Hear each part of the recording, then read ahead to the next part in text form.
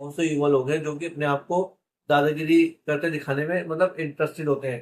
तो उन सभी को कहा जाए आप गलत काम के खिलाफ दादागिरी कीजिए, कोई आपको कुछ भी नहीं कहेगा। लेकिन अगर आप सही लोगों के खिलाफ करेंगे ना, तो डेफिनेटली अब उस पे एक्शन लिया जाएगा। क्योंकि अभी तक तो मैं समझ पा रहा हूँ कि अभी तक तो आपको पुलिस कानून का कोई डर नहीं है। लेकिन जब मैं प्रॉब्लम सॉल्व करने आया हूँ ना, तो मैं ये सुनिश्चित करूंगा कि हमेशा हर कोई सही काम करे। कोई भी गलत काम करेगा तो पर को मुकेश अंबानी का नमस्कार। तो दोस्तों, जैसा कि मैंने आपको पिछली वीडियो में बताया था कि किस तरह से फौजियों की समस्याओं को खत्म करने के उपाय किए जाएंगे, जिसमें कि फौजी की हर हर फौजी की फैमिली से इंडिविजुअली बात की जाएगी, उनकी प्रॉब्लम्स को अच्छे से सुना जाएगा, समझा जाएगा। और जो भी जैसे भी एक्शन लेना होगा, कोई गलत काम होगा तो उनके खिलाफ एक्शन भी लिया जाएगा। अगर उन्हें कोई सुविधा प्रोवाइड करनी होगी तो उन्हें वो सुविधा भी प्रोवाइड की जाएगी। साथ ही साथ हर एक फौजी से इंडिविजुअल मिला जाएगा, चाहे वो कितने ही निचले स्तर पर हो, चाहे वो कितने ही अपर लेवल पर क्यों ना हो। और हर एक फौजी से इस तरह से मिला जाएगा कि किसी भी दूसरे बंदे को नहीं पता लगेगा कि हाँ, हम उनसे मिल रहे हैं। क्यों? क्योंकि मान लीजिए अगर कोई किसी की कंप्लेंट करना चाह रहा है, तो अगर हम उस बंदे से बात करेंगे तो डेफिनेटली जिसके साथ जो गलत काम कर रहा होगा उस बंदे के साथ, उसे पता लगे कि हाँ, इस बंदे से बात की जा रही है, तो वो डेफिनेटली चौकन्ना हो जाएगा और कुछ ना कुछ बचने के उपाय करेगा। तो हर एक इंसान तक मतलब हर एक सही और गलत इंसान की पहचान की जाएगी, चाहे वो धरती पे सुरक्षा करने वाले हो, चाहे वो एयरफोर्स में हो, चाहे वो नेवी में हो। हर एक जगह सही और गलत लोगों की पहचान की जाएगी। अब वो कैसे पहचान की जाएगी, वो बिल्कुल ही देखिए, हर एक चीज तो आपको बताई नहीं जा सकती इस वीडियो में। लेकिन आप समझ सकते हैं, हम अपनी इंस्टिंक्ट पे भरोसा करके जैसे भी तरीके होते हैं समझने की कि हाँ, कौन सही है कौन गलत है, तो हर एक सही इंसान की पहचान करके उनसे बात की जाएगी कि आपको इस अपने आसपास क्या गड़बड़ी लगती है। मतलब इस प्रोफाइल में जो आप नेवी के प्रोफाइल में काम कर रहे हैं, वहां पर आपको किस तरह की प्रॉब्लम्स दिख रही है, कहाँ आपको सुरक्षा में कमी महसूस होती है, जो भी है उनसे वो उपाय पूछे जाएंगे और उन उपायों पर काम किया जाएगा। चाहे वो अगर कोई मतलब घटिया क्वालिटी की नावें प्रोवाइड करवा रहा है, या कोई कुछ कर रहा है घटिया क्वालिटी के मेग प्रोवाइड करवा रहा है, कुछ भी कर रहा है, तो उन सभी कंपनियों तक पहुंचकर उन सभी को बोला जाए कि आप जो भी घटिया क्वालिटी की चीजें बना रहे हैं ना, ये आप अपने देश की सुरक्षा में सेंध लगाने का ही काम कर रहे हैं। और आप ये जो काम कर रहे हैं ना, आप ये मत सोचिए कि आप हमेशा सुरक्षित ही रहेंगे। क्यों? क्योंकि मान लीजिए कोई भी पड़ोसी मुल्क अगर हमारे देश में एंट्री कर गया, तो क्या गारंटी है कि आप भी सुरक्षित ही रहेंगे? आप कितनी ही ऊंचे लेवल पे रह ले। मैं अभी मतलब एक दूसरी चीज मेरे माइंड में आ गई है, वो मैं अभी नहीं बताऊंगा, मैं आपको नेक्स्ट वीडियो में बताऊंगा। तो अगर आप सोचते हैं ना कि आपके पास पैसा बच जाएंगे, वो आप नहीं बचने वाले। क्यों? क्योंकि आपने पुरानी जैसे फिल्में आती थी कि कोई गलत काम करने वाले दोनों आपस में काम कर रहे हैं, जब एक बंदे ने देखा कि मेरे से काम निकल गया, तो वो दूसरे को मार देता है। उसे क्या फर्क पड़ रहा है, मेरा तो काम निकल गया ना। तो वही चीज है, गलत काम करने वाले कभी एक दूसरे के सगे नहीं होते, लेकिन सही काम करने वाले हमेशा, चाहे वो जानता ना भी हो तो भी एक दूसरे के सगे ही होते हैं। तो इस तरह से लोगों को समझाया जाए कि आप हमेशा बेस्ट क्वालिटी के हथियार वगैरह जो भी प्रोवाइड करवा रहे हैं वो प्रोवाइड करें। बहुत से हम जैसे रंग दे बसंती पे आई थी, आप देख सकते हैं कि वो जो एयरफोर्स में होता है, उसके साथ मतलब किस तरह का क्या हादसा हुआ था, किस तरह की घटिया क्वालिटी की वो चीज थी। तो वो सब चीजें दूर की जाएगी। और साथ ही साथ अपने देश की सुरक्षा को और मजबूत करने के लिए, जैसे कि मैंने आपको बताया था कि फौजियों को सुरक्षा मतलब व्यवस्था देने के लिए 8-8 घंटे की शिफ्ट में लगाया जाए, जिसके लिए ज्यादा फौजियों को भर्ती किया जाए। इसी तरह से एयरफोर्स हो गए, नेवी फोर्स हो गई, तो वहां पर भी उन्हें भी वो भी सुरक्षा दी जाएगी।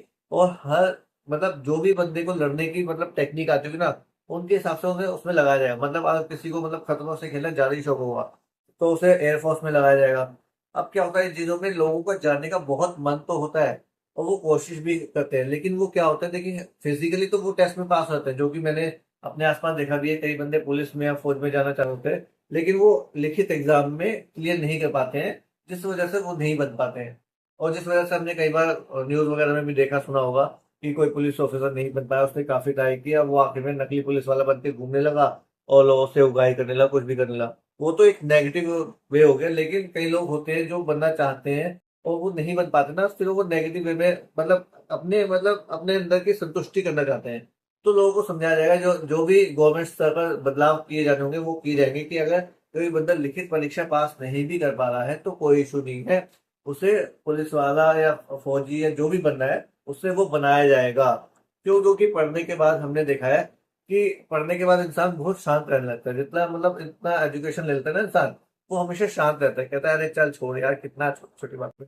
मतलब लोग ऐसे सोचते हैं, वो कहते हैं कि क्या बोल रहा, अगर कोई गलत काम भी कर रहा है ना वो नहीं आवाज उठाते, लेकिन जो कम पढ़ा लिखा होता है ना वो गलत के खिलाफ आवाज उठाता है। वो हमेशा कहता है कि नहीं मैं नहीं सहूंगा। और मतलब ऐसी बहुत सी चीजें मैंने देखी हैं अपने आसपास।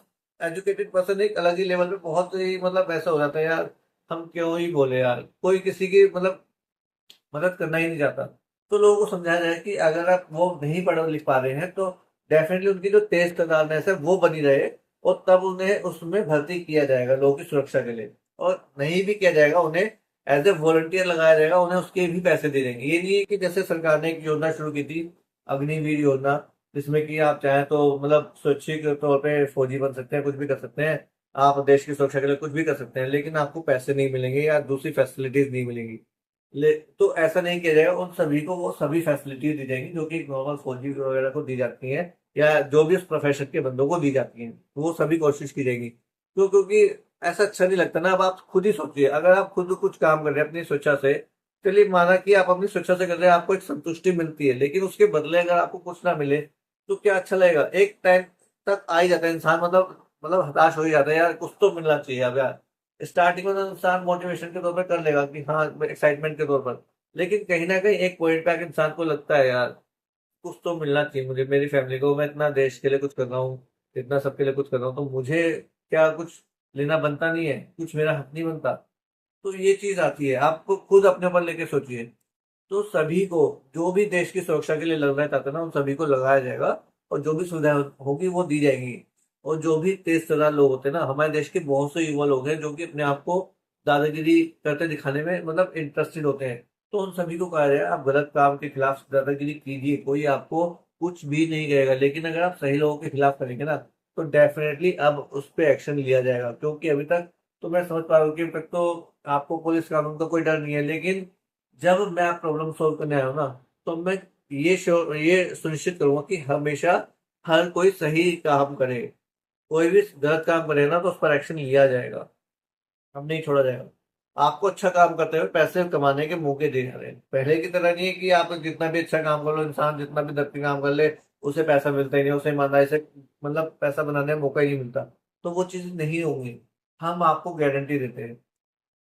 तो इस तरह से देश की सुरक्षा को हर जगह से मजबूत किया जा सकता है, बस हम अपना वो लिखित एग्जाम की जो भी होती है ना, वो अंग्रेजों का रूल छोड़ दो यार। अंग्रेज तो चले गए, हम अंग्रेजों की बहुत सी चीजों पे चल रहे हैं, जो कि मैं आपको एक एक करके वीडियो में बताऊंगा। लेकिन हमने दूसरी चीजें जो अंग्रेजों की अपनानी चाहिए वो नहीं अपनाई। क्यों? क्योंकि हमारा क्या है कि अरे जो आराम का काम है वो ही अपनाओ, जहां पे ज्यादा मेहनत करनी पड़ेगी वो चीजें क्यों अपनाए। तो वो चीज है हमारे अंदर। तो वो सभी जो भी अंग्रेजों द्वारा चीजें बनाई गई हैं वो सभी खत्म करके लोगों को प्रैक्टिकली ट्रेनिंग देके उस काम में लगाया जाएगा, जिससे कि देश की सुरक्षा भी मजबूत हो। तो दोस्तों बस आज के लिए इतना ही कहना चाहूंगा। अगर आपको वीडियो अच्छी लगी तो आप इसे दोस्तों जानने वालों के साथ शेयर कर सकते हैं।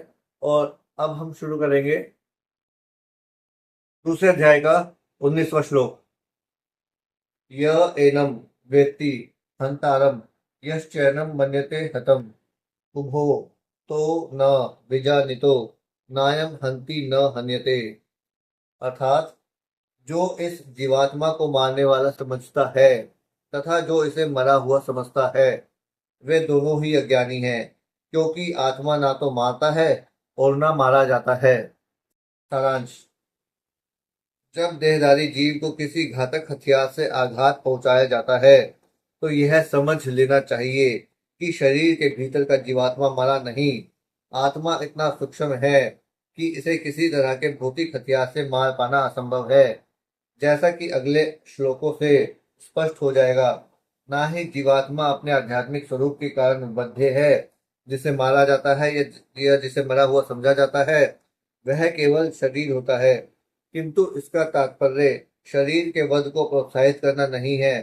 वैदिक वैदिक आदेश है, मां हिंस्यात् सर्वभूतानि, किसी भी जीव की हिंसा ना करो। ना ही जीवात्मा अवध्य है का अर्थ यह है कि पशु हिंसा को प्रोत्साहन दिया जाए। किसी भी जीव के शरीर की अनधिकार हत्या करना निंद है और राज्य तथा भगवत विधान के द्वारा दंडनीय है। किंतु अर्जुन को तो धर्म के नियम अनुसार मारने के लिए नियुक्त किया जा रहा था, किसी पागलपनवश नहीं।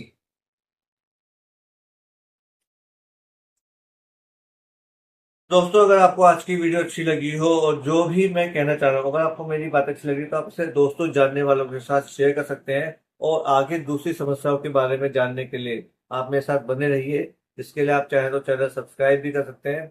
आज के लिए बस इतना ही। धन्यवाद। जय हिंद।